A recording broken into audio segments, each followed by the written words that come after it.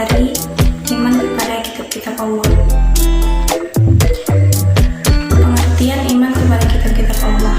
Iman kepada kitab-kitab Allah Subhanahu wa Ta'ala adalah meyakini sepenuh hati bahwa Allah Subhanahu wa Ta'ala telah menurunkan kitab-kitabnya kepada rasul-rasulnya untuk disampaikan kepada para umatnya sebagai petunjuk atau pedoman hidup supaya dapat meraih kebahagiaan di dunia dan akhirat.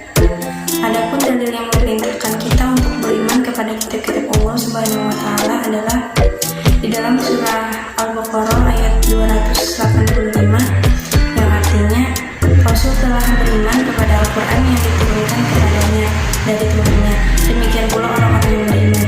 Semuanya beriman kepada Allah, malaikat-malaikatnya, kitab-kitabnya, dan rasul-rasulnya. Mereka mengatakan, kami tidak membeda-bedakan antara seorang pun dengan yang lain dan rasul-rasulnya. Dan mereka mengatakan, kami dengar dan kami taat. Mereka berdoa, ampunilah kami ya Tuhan kami, dan kepada Engkaulah tempat kembali. Selanjutnya, macam-macam kitab Allah Subhanahu wa Ta'ala yang wajib kita imani. Kitab-kitab Allah Subhanahu wa Ta'ala yang wajib kita imani ada 4, yaitu kitab Taurat, kitab Zabur, kitab Injil, dan Al-Quran. Kitab Taurat yaitu kitab yang diturunkan kepada Nabi Musa alaihissalam. Kitab Taurat diturunkan oleh Allah dalam bahasa Ibrani, yaitu bahasa yang sekarang digunakan oleh umat Yahudi pada saat itu. Kitab Taurat memang diperuntukkan untuk Bani Israel. Yang kedua, kitab Zabur, yaitu kitab yang diturunkan kepada Nabi Daud alaihissalam. Kitab Zabur diturunkan Allah Subhanahu wa Ta'ala menggunakan bahasa Kipti yang juga ditujukan kepada umat Bani Israel. Kitab Zabur berisikan beberapa doa, zikir, pengajaran, dan hikmah. Dalam kitab Zabur tidak membuat hukum agama dan syariat, sebab Nabi Daud mengikuti dan melaksanakan kitab Taurat yang diturunkan kepada Nabi Musa alaihissalam. Kitab Zabur berisi pujian-pujian terhadap Allah Subhanahu wa Ta'ala yang memang Nabi Daud adalah seorang seniman yang memiliki suara yang sangat indah.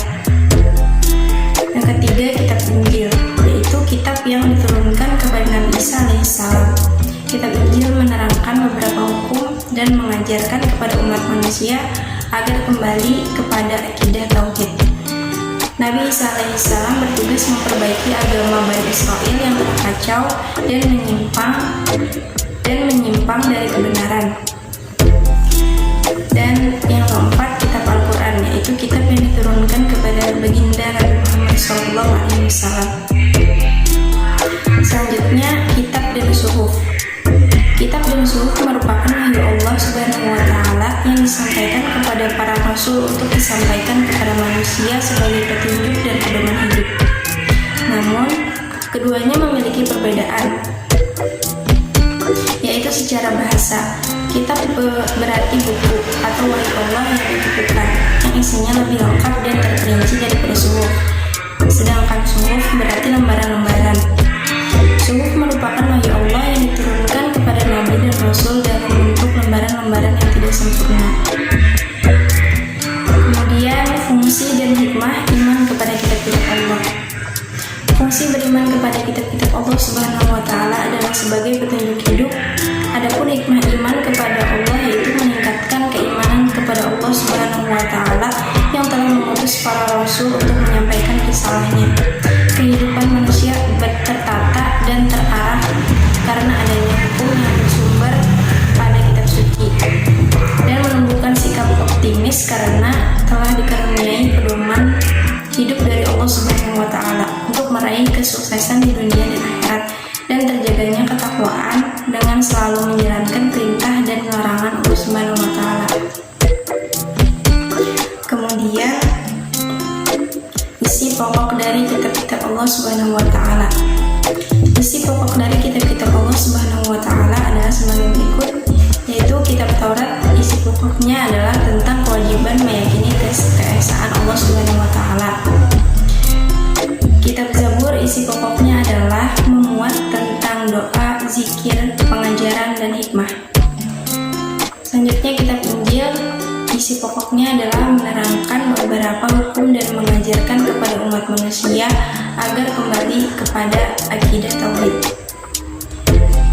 Dan yang terakhir, terakhir, kitab Al-Quran isi pokoknya adalah meliputi seluruh kitab-kitab terdahulu dan melengkapi aturan-aturan yang belum ada.